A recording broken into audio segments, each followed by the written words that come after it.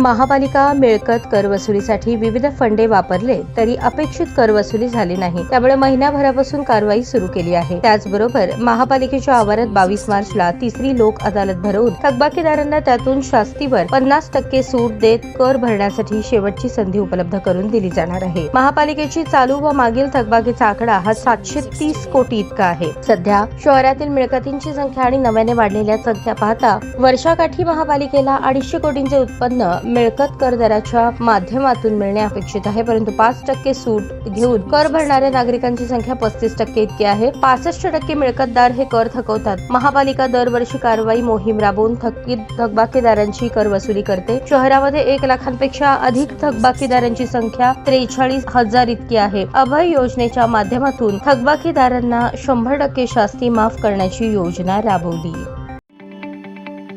ताज्या बातम्या पाहण्यासाठी प्राईम महाराष्ट्र न्यूज चॅनलला सबस्क्राईब करा।